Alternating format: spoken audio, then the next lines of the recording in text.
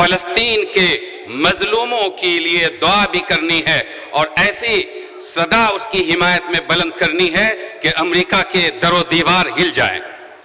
اس وقت فلسطین اور فلسطین ہی نہیں، لبنان میں ایک قیامت صغریٰ برپا ہے۔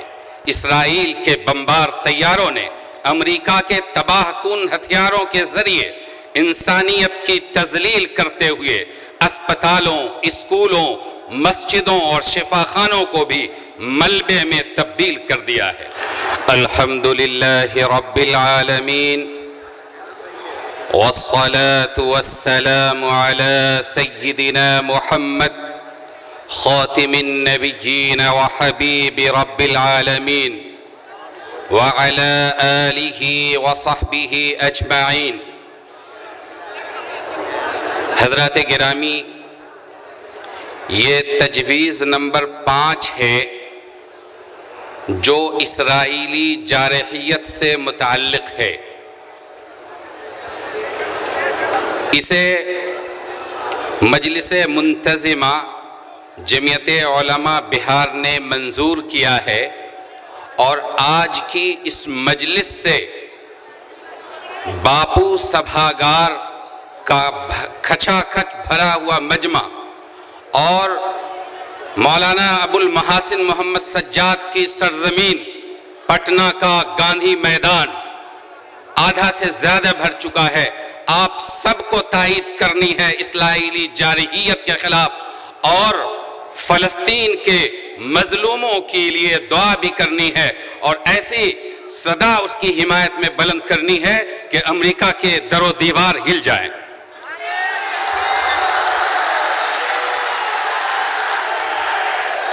جمعیت علماء بہار کی مجلس منتظمہ رسوائے عالم غاصب اسرائیل کے درندہ صفت حکمرانوں کی صفاکانہ اور وحشیانہ مسلسل بمباری کے خلاف شدید نفرت و حقارت کا اظہار کرتی ہے۔ اسرائیل کی بربریت اور بہیمانہ بمباری گزشتہ 1 سال سے زائد عرصے سے نہتے معصوم بے گناہ بچوں اور عورتوں پر مستقل جاری ہے، جس کے نتیجے میں شہر کے شہر کھنڈرات میں تبدیل ہو چکے ہیں۔ اس وقت فلسطین اور فلسطین ہی نہیں، لبنان میں ایک قیامت صغریٰ برپا ہے۔ اسرائیل کے بمبار طیاروں نے امریکہ کے تباہ کن ہتھیاروں کے ذریعے انسانیت کی تذلیل کرتے ہوئے اسپتالوں، اسکولوں، مسجدوں اور شفاخانوں کو بھی ملبے میں تبدیل کر دیا ہے، جس میں لاتعداد معصوم بچے بھی ملبے تلے دب کر جام شہادت نوش کر چکے ہیں۔ دوسری جانب اسرائیل نے مظلوم فلسطینیوں کو امدادی سامانوں کی فراہمی میں بھی رکاوٹیں کھڑی کر دی ہیں۔ افسوس کہ فلسطین میں غاصب اسرائیلی حکومت کی وحشیانہ بمباری سے 50,000 سے زیادہ اموات ہو چکی ہیں، جن میں خواتین اور بچوں کی ایک بہت بڑی تعداد ہے۔ لیکن افسوس، انسانی حقوق کا مسلسل راگ الاپنے والے عالمی ادارے اسرائیل کی اس جارحیت کے بارے میں خاموش ہیں۔ مغربی طاقتوں اور ان سے وابستہ اداروں کا مصلحت آمیز رویہ بہت کچھ سوچنے پر مجبور کرتا ہے اور افسوس کے ساتھ کہنا پڑتا ہے کہ ان تمام وحشیانہ کارروائیوں کا کھلے عام حمایتی دنیا کا سب سے بڑا جمہوری ملک کہا جانے والا امریکہ ہے، بزرگ شیطان۔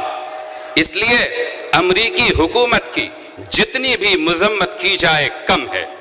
فلسطینیوں پہ مظالم کے سلسلے میں دنیا کی حکومتوں کا دوہرا معیار سامنے آ چکا ہے، جبکہ دنیا کے امن پسند عوام سراپا احتجاج ہیں، فلسطینیوں کی حمایت اور غاصب اسرائیل کے خلاف مسلسل آواز بلند کر رہے ہیں، مگر افسوس کہ عالمی قوتیں خاموش ہیں۔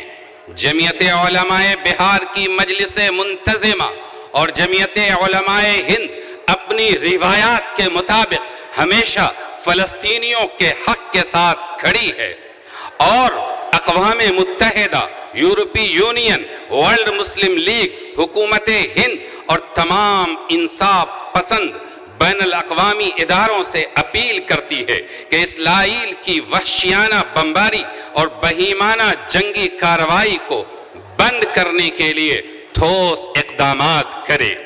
یہ کانفرنس دنیا کے تمام امن پسند ممالک سے مطالبہ کرتی ہے کہ اسرائیل کی حمایت اور اس کے لیے جنگی ساز و سامان کی فراہمی کو بلا تاخیر بند کرائے، تاکہ فلسطینیوں کے لیے انسانی ضروریات کی رسائی ممکن ہو سکے۔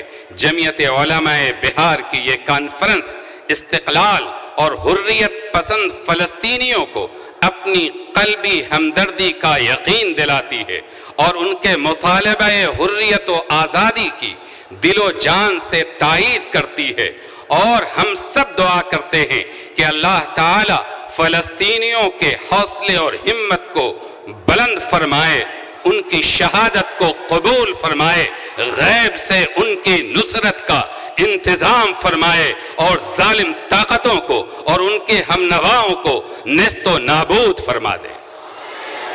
بہت بہت شکریہ۔ اس ایکٹ کے تحت ایکٹ کی کوئی شق مدارس، ویدک پاٹھ شالہ اور ان جیسے دوسرے مذہبی تعلیمی اداروں پر لاگو نہیں ہوتی جو بنیادی طور پر مذہبی تعلیم فراہم کرتے ہیں۔ پرماتی ایجوکیشن اینڈ کلچر بنام یونین آف انڈیا 2014 کے مقدمے میں سپریم کورٹ کے 5 ججوں کی بینچ کا متفقہ فیصلہ ہے کہ رائٹ ٹو ایجوکیشن ایکٹ 2009 مذہبی اقلیتی اور تعلیمی اداروں پر نافذ نہیں کیا جا سکتا۔ اس لیے حکومت کی طرف سے آئینی و قانونی طور پر مدارس کو بند کرنے یا انہیں مذہبی تعلیم فراہم کرنے سے روکنے کا کوئی جواز نہیں ہے۔ اس لیے دفعہ 21A کے تحت حکومت مذہبی تعلیمی اداروں میں مداخلت نہیں کر سکتی ہے۔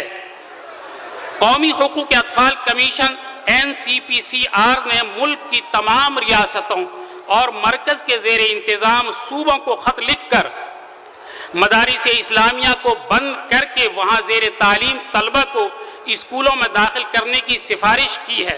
اس تکلیف دہ صورتحال میں جمعیت علماء ہند نے اس کے خلاف اپنے دلائل و تاریخی شواہد کے ساتھ سپریم کورٹ میں ریٹ پٹیشن دائر کی ہے۔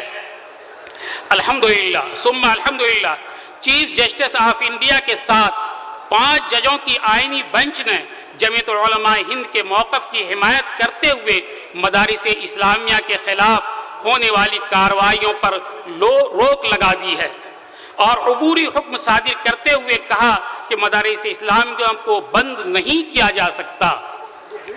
یہ فیصلہ مدارس اسلامیہ کی بقا کے لیے خوش آئند ہے۔ اللہ تبارک تعالیٰ اس فیصلے کو باقی رکھے۔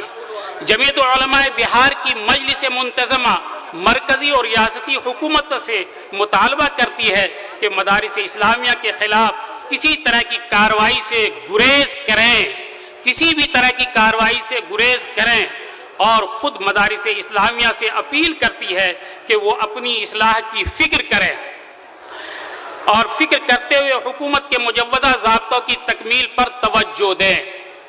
آپ حضرات منظور کرتے ہیں اسے؟ ہاتھ اٹھا کر کے منظور کیجیے۔